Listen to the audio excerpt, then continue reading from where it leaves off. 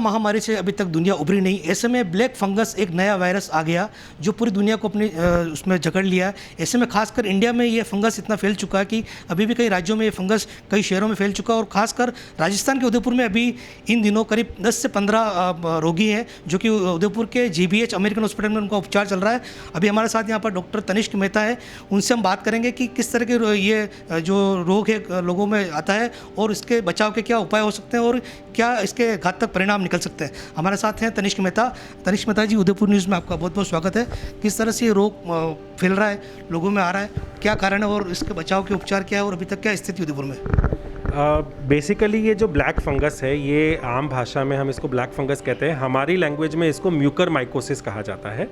ये एक आम फंगस है जो हर जगह पाया जाता है, ज़मीन में, मिट्टी के अंदर में, जहाँ धूल मिट्टी हो, साफ़ सफाई नहीं हो, वहाँ पे ये फंगस रहता है और हमारे शरीर के अंदर में नाक के ज़रिए एंटर कर जाता है और नाक के आसपास साइनस होते हैं जहाँ पे ये फंगस अपना घर बना लेता है। अब कोई भी मरीज़ मान लीजिए उसकी रोग प्रतिरोधक शक्ति कम है, इम्यूनिटी डाउन है, चाहे वो डायबिटीज़ की वजह से हो, शुगर लेवल की प्रॉब्लम हो, उसको किडनी का प्रॉब्लम हो, कैंसर का ट्रीटमेंट चल रहा हो, या और किसी कारणवश वो स्टेरॉइड्स ले रहा हो, या रिसेंटली उसको कोरोना इन्फेक्शन हुआ हो और उसमें उसको स्टेरॉइड्स का इस्तेमाल किया गया हो, तो ऐसे मरीज़ों के अंदर स्पेशली ज़्यादा रिस्क रहता है, ज़्यादा इनके अंदर में संक्रमण होने के चांसेस होते हैं। ये फंगस जो है बेसिकली इसका खाना जो है वो हड्डियां हैं, तो ये धीरे धीरे अंदर से हमारे नाक और साइनस की हड्डियों को खाने लग जाता है और ये ऊपर की तरफ या तो हमारे आँख और मस्तिष्क ब्रेन की तरफ चलने लग जाता है और अंगों को खा जाता है, या नीचे की तरफ उतर के तालू को और मसूड़ों को खाने लगता है, दांत को खाने लगता है और यहाँ से पस का रिसाव होने लगता है। तो इसके आम लक्षण जो हैं वो यही है कि इसमें एक तरफ सांस लेने की तकलीफ़ हो, आँख से दिखाई देने में प्रॉब्लम हो, आँखों में या गाल पे सूजन और दर्द हो, सर दर्द हो, या मसूड़ों से पस आ रहा हो, दांत ढीले पड़ रहे हों, ये इसके आम लक्षण रहते हैं। सर, अभी किस तरह की एज के लोग ज़्यादा आ रहे सामने, बात करें हम युवा पीढ़ी या बुजुर्ग, वो थोड़ा बताएं। बेसिकली ये बीमारी युवाओं की कम है, ये बीमारी उन्हीं लोगों को होती है जिनके अंदर में क्रॉनिक बीमारियां हों, जैसे डायबिटीज़ है, किडनी डिजीज़ेज़ हैं, कैंसर है। तो पहले हम ये बीमारी सिर्फ बुज़ुर्गों के अंदर में या 60+ एज ग्रुप के लोगों के अंदर देखते थे जिनकी इम्यूनिटी पुअर होती थी,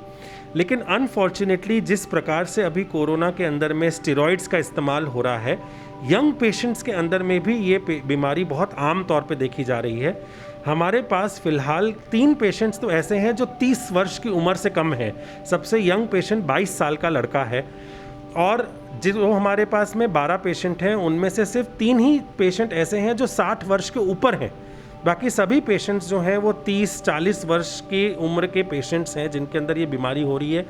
और यही सबसे खतरनाक बात है इसलिए है क्योंकि इन पेशेंट्स के अंदर में हमें कई बार आँख तक निकालनी पड़ जाती है।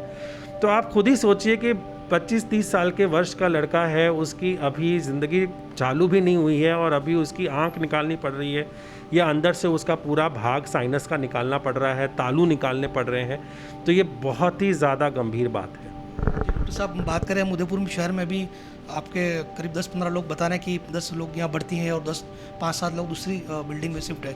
तो ऐसे में अभी आप शहरवासियों से क्या अपील करना चाहेंगे कि इस रोग से बचने के लिए या क्या लक्षण आए तो तुरंत हॉस्पिटल पहुँचे? देखिए, इससे बचाव के जो अगर हम बातें करें तो 3 चीज़ें सबसे ज़्यादा हमें ध्यान रखनी है। सबसे पहली और सबसे महत्वपूर्ण बात यह है कि हम हमारे आसपास साफ़ सफाई रखें और किसी भी चीज़ को छूने के बाद में हम अपने हाथों को धोएं या सैनिटाइज़ करें और डायरेक्टली अपने नाक के ऊपर में वो हाथ ना लगाएं, और इस बात का हम क्लीनलीनेस का सबसे ज़्यादा ध्यान रखें। दूसरी चीज़, जो मरीज़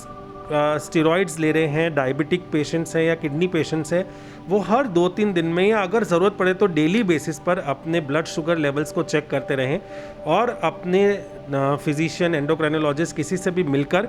अपने जो बॉडी के जो बीमारी है उसको नियंत्रण में रखें। और तीसरी सबसे इम्पॉर्टेंट चीज़ ये है कि अगर आपको हल्की भी ऐसे लक्षण नज़र आते हैं जिनके बारे में बात कर रहे थे कि नाक से ब्लड आना, सूजन आना, दर्द होना, ऐसे कोई भी लक्षण अगर आपको लगें तो आप जल्द से जल्द नियरेस्ट अपने ENT डॉक्टर हैं या फिजिशियन हैं उनसे मिलके और अपना चेक करवाएं, क्योंकि अर्ली स्टेज में हम एक अंग को खोने से रोक सकते हैं। जिस तरह से बताया जा रहा है कि ब्लैक फंगस जो है कैंसर से भी बहुत फास्ट तेज़ गति से शरीर में फैलता है और पूरे शरीर को जकड़ के अंदर से पूरी तरह से खोखला कर देता है। इस बारे में आपका क्या कहना है? जी बिल्कुल, ये बीमारी बहुत ही ज़्यादा घातक बीमारी है। ये फंगस जो है इसका मेन खाना हमारी हड्डियाँ और मांसपेशियाँ हैं। तो ये धीरे धीरे करके अंदर की सारी हड्डियों को खोखला कर देता है और नाक के ज़रिए आँख में या ब्रेन में या नीचे तलवे में उतरता है। जो अभी हमारे लिए सबसे ज़्यादा चिंताजनक बात यह है कि कई बार जब ये बीमारी पहले भी होती थी, कोरोना से पहले भी होती थी, लेकिन इसको एक भाग से दूसरे भाग में फैलने में या एक तरफ से दूसरी तरफ फैलने में कई बार हफ्ता 10 दिन 15 दिन लग जाता था।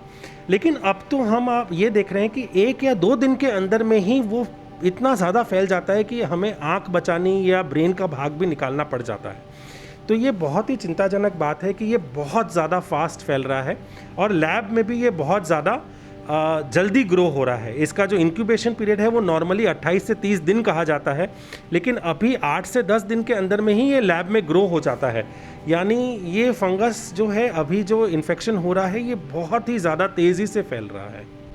डॉक्टर साहब, इस पूरी इलाज में जीबीएच अमेरिकन में और भी डिपार्टमेंट के डॉक्टर्स का आपके साथ सहयोग रहता होगा, तो कौन कौन से डिपार्टमेंट का सहयोग रहता है? जैसे ही हमारे पास में ये म्यूकर के पेशेंट्स आने लगे हैं, वैसे ही हमने तुरंत हमारे हॉस्पिटल में एक टास्क फोर्स टीम बना ली है, जिसके अंदर में मैं हूँ ENT सर्जन, ऑफ्थेल्मोलॉजिस्ट यानी नेत्र रोग विशेषज्ञ हैं, साथ में गुर्दा रोग विशेषज्ञ हैं, क्योंकि इसके अंदर जो दवाई दी जाती है वो किडनी पे बहुत ज़्यादा असर करती है।